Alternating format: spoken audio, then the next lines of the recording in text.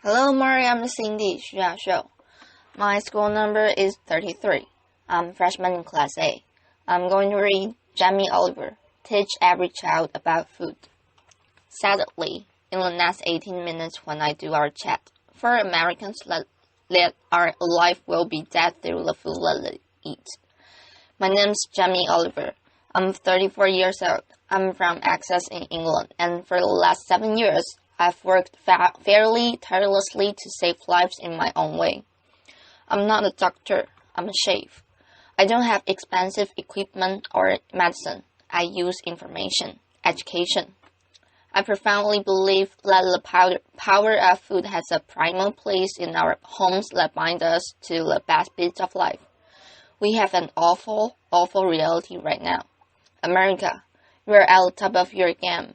This is one of the most unhealthy countries in the world. Can I please just see a raise of hands for how many of you have children in this room today? Put your hands up. You can continue to put your hands up. Aunties and uncles as well. Most of you. Okay. We, the adults of the last 4 generations, have blessed our children with the destiny of a shorter lifespan than their own parents. Your children will live a life 10 years younger than you because of the landscape of food that we've built around them. 2/3 of this room today in America are statistically overweight or obese. You lot, you're alright, but we'll get you eventually, don't worry. Laughter. The statistics of bad health are clear, very clear. We spend our lives being paranoid about death, murder, homicide, you name it. You name it. It's on the front page of every paper, CNN. Look at homicide at the bottom, for God's sake, right? Laughter, applause. Every single one of those in the red is a diet-related disease. Any doctor, any specialist will tell you that. Fact. Diet-related disease is the biggest killer in the United States right now, here, today. This is a global problem. It's a catastrophe. It's sweeping the world. England is right behind you, as usual. Laughter. I know they were close, but not that close. We need the revolution. Mexico, Australia, Germany, India, China all have massive problems of obesity and bad health. Think about smoking. It costs way less than obesity now. Obesity costs you Americans 10% of your healthcare bills. $150 billion a year. In 10 years, it's set to double. $300 billion a year. Let's be honest, guys. You haven't got that cash. Laughter. I came here to start a food revolution that I so profoundly believe in. We need it. The time is now. We're in the tipping point moment. I've been doing this for 7 years. I've been trying in America for 7 years. Now it's the time it's reap for the picking. I went to the eye of the storm. I went to West Virginia, the most unhealthy state in America. Or it was last year. We've got a new one this year, but we'll work on that next season. Laughter. Huntington, West Virginia, beautiful town. I wanted to put heart and soul in people, your public, around the statistics that we've become so used to. I want to introduce you to some of the people that I care about. Your public, your children. I want to show a picture of my friend Brittany. She's 16 years old. She's got 6 years to live because of the food that she's eaten.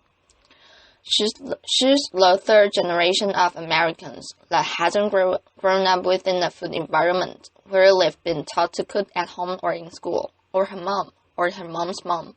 She has 6 years to live. She's eating her liver to death. Stacy, the Edwards family. This is a normal family. Guys, Stacy does her best, but she's 3rd generation as well. She was never taught to cook at home or at school. The family's obese. Justin here, 12 years old. He is 350 pounds. He gets bullied, for God's sake. The daughter there. Katie, she's 4 years old. She's obese before she even gets to primary school. Marisa, she's alright. She's one of your lot. But you know what? Her father, who was obese, died in her arms. And then the second most important man in her life, her uncle, died of obesity. And now her stepdad is obese. You see, the thing is, obesity and diet-related disease doesn't just hurt the people that have it. It's all of their friends, families, brothers, sisters. Pastor Stephen, an inspirational man, one of my early allies in Huntington, West Virginia. He's at the sharp knife edge of this problem. He has to bury the people, okay? And he's fed up with it. He's fed up with burying his friends, his family, his community. Come winter, 3 times as many people die. He's sick of it. This is preventable disease, waste of life. By the way, this is what they get buried in. We're not geared up to do this. Can't even get them out of the door, and I'm being serious. Can't even get them there. Forklift. Okay, I see it as a triangle, okay? This is our landscape of food. I need you to understand it. You've probably heard of this before. Over the last 30 years, what's happened has reaped the heart out of this country. Let's be frank and honest. Well, modern day life. Let's start with the main street. Fast food has taken over the whole country. We know that. The big brands are some of the most important powerful powers in this country. Science. Supermarkets as well. Big companies. 30 years ago, most of the food was largely local and largely fresh. Now it's largely processed and full of all sorts of additives, extra ingredients, and you know the rest of the story. Portion size of obviously a massive problem. Labeling is a massive problem. Labeling in this country is a disgrace. The industry wants to self-police themselves. What? In this kind of climate? They don't deserve it. How can you say something is low-fat when it's full of so much sugar? Home. The biggest problem with the home is that used to be the heart of passing on food culture. What made our society? This is not happening anymore, and you know, as we go to work and as life changes, and as life always evolves, we kind of have to look at it holistically, step back for a moment, and readdress the balance. It happened for 30 years, okay? I want to show you a situation that this is very normal right now. The Edwards family. Video. Jamie Oliver. Let's have a talk. This stuff goes through you and your family bodies every week. And I need you to know that this is going to kill your children early. How are you feeling? Stacy. Just feeling really sad and depressed right now. But you know, I want my kids to succeed in life, and this isn't going to get them there. But I'm killing them. Jamie Oliver. Yes, you are. You are. But we can stop that. Normal. Let's get on schools. Something I'm fairly much a specialist in. Okay, school. What is school? Who invented it? What's the purpose of school? School was always invented to arm us with the tools to make us creative, do wonderful things, make us earn a living, extra. You know, it's been kind of in this sort of tight box for a long time, okay? But we haven't really involved it to deal with the health catastrophes of America, okay? School food is something that most kids, 31 million a day, actually, have twice a day, more than oven, breakfast, and lunch, 180 days of the year. So you could say that school food is quite important, really, judging the circumstances. Laughter. Before I crack into my rant, which I'm sure you're waiting for. Laughter. I need to say one thing, and it's so important in Hopefully, the magic happens and unfolds in the next 3 months. The lunch ladies, the lunch cooks of America. I offer myself as their ambassador. I'm not slacking them off. They're doing the best they can do. They're doing their best. But they're doing what they are taught. And what they're being taught to do is wrong. The system is highly run by accountants. There are not enough, or any, food knowledgeable people in the business. There's a problem. And if you are not a food expert, and you've got tight budgets and it's getting tighter, then you can't be creative. You can duck and dive and write different things around things. If you are an accountant and a bug sticker, the only thing you can do is least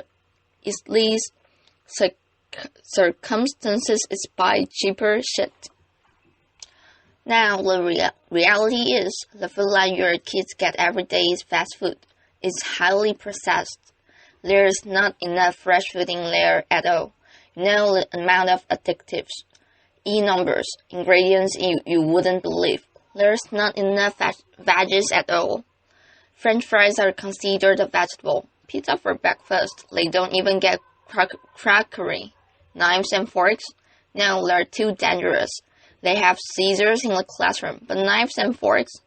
No, and the way I take a look at it is, if you don't have knives and forks in your school, you're purely endorsing, from a state level, fast food, because it's handheld. And yes, by the way, it's fast food. It's sloppy joes, it's burgers, it's wieners, it's pizzas. It's all of that stuff. Science.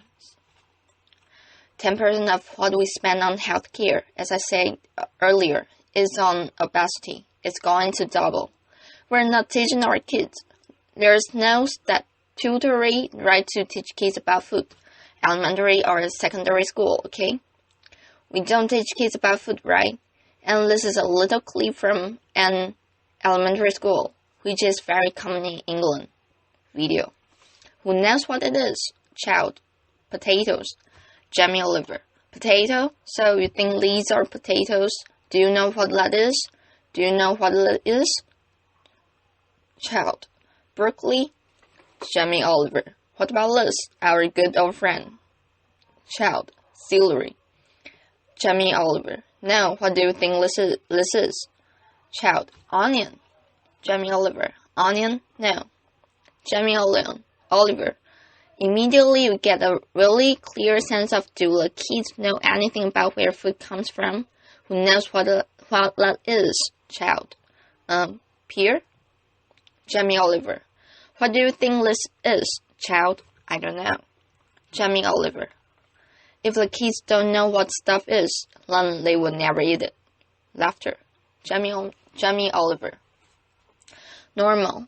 England and America. England and America. Guess what fixed that? 2 1-hour sessions. We've got to start teaching our kids about food in schools, period. Applause. I want to tell you about something that kind of epitomizes the trouble while we're in, guys, okay? I want to talk about something so basic as milk. Every kid has the right to milk at school. Your kids will be having milk at school, breakfast and lunch, right? They will be having 2 bottles, okay? And most kids do. But milk ain't good enough anymore. Don't get me wrong, I support milk. But someone at the milk board probably paid a lot of money for some geezer to work out on if you put loads of flavorings, colorings, and sugar in milk, more kids will drink it. Yeah. Obviously, now let's going to catch on the Apple board is going to work out that if they make toffee, apples will eat more as well. Do you know what I mean? For me, there isn't any need to flavor to milk, okay? There's sugar in everything. I know the ins and outs of those ingredients. It's in everything. Even the milk hasn't escaped the kind of modern-day problems. There's our milk. There's our carton.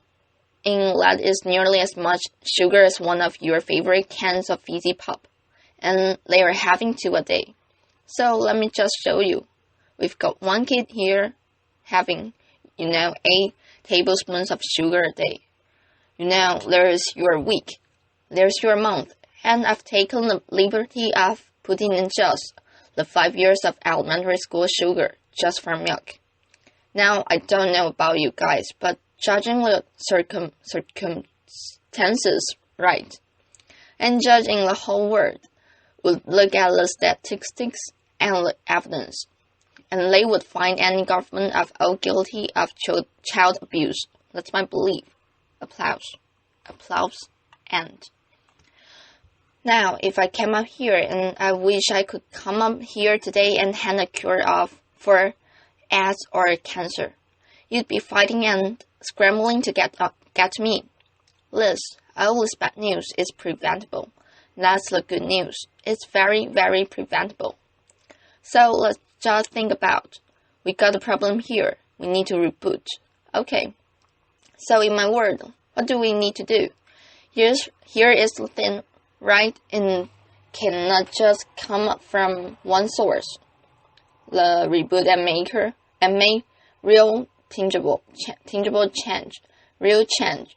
So that I could look you in the white of the eyes and say, in 10 years' time, the history of your children's lives, happiness, and let's not forget, you're clever if you eat well. You're going to live longer. All of that stuff, it will look different, okay?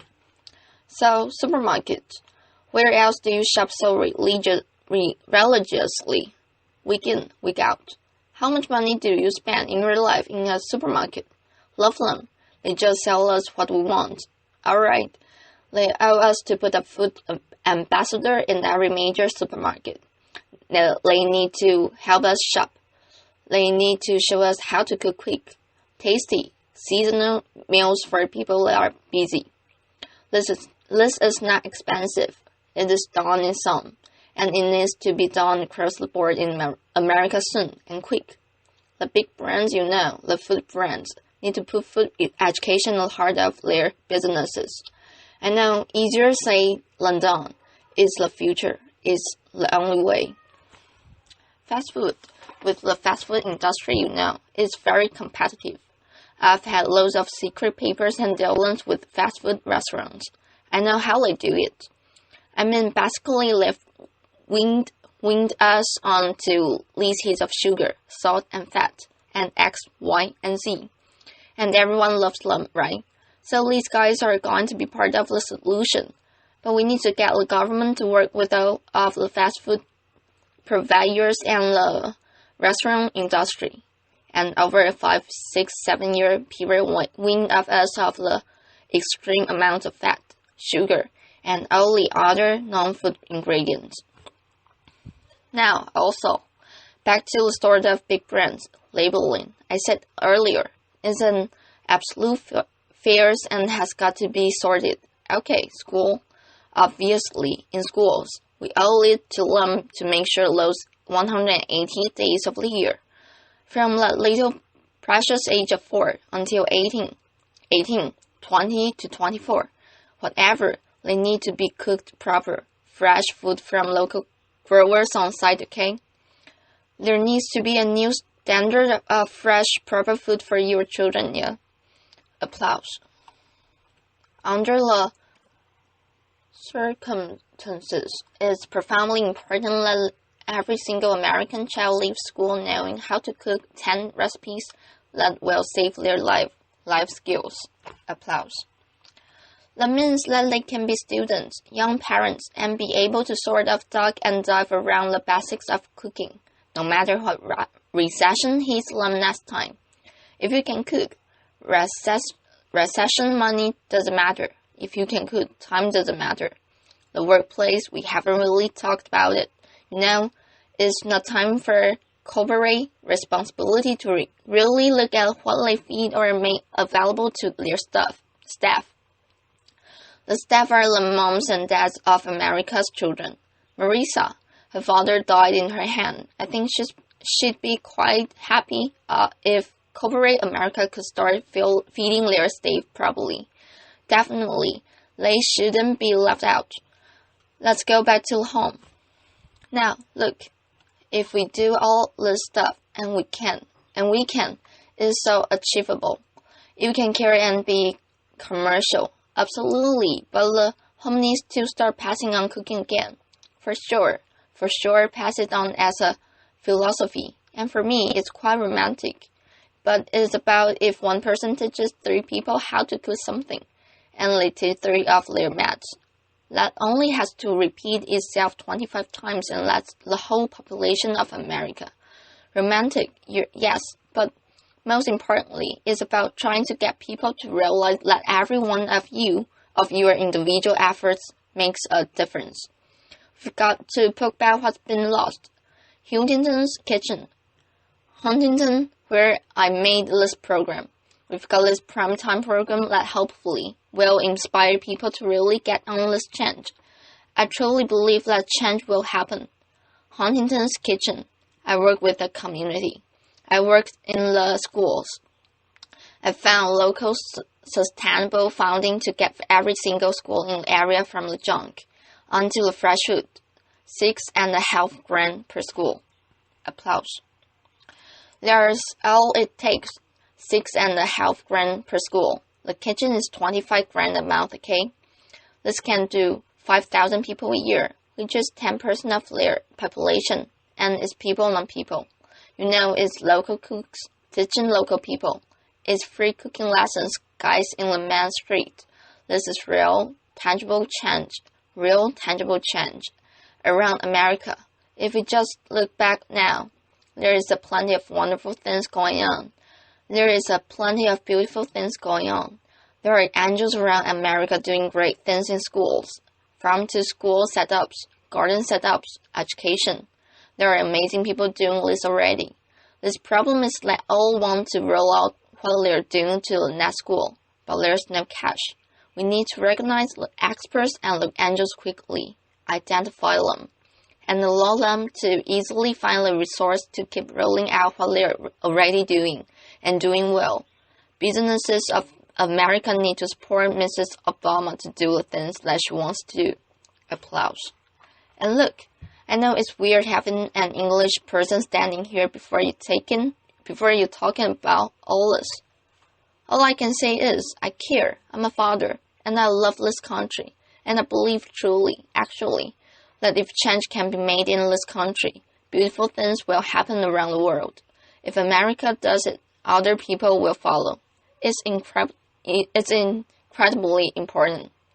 Audience, yeah. Applause. When I was in Huntington, trying to get a few things to work when they weren't, I thought, if I had a magic wand, what would I do? And I thought, you know what?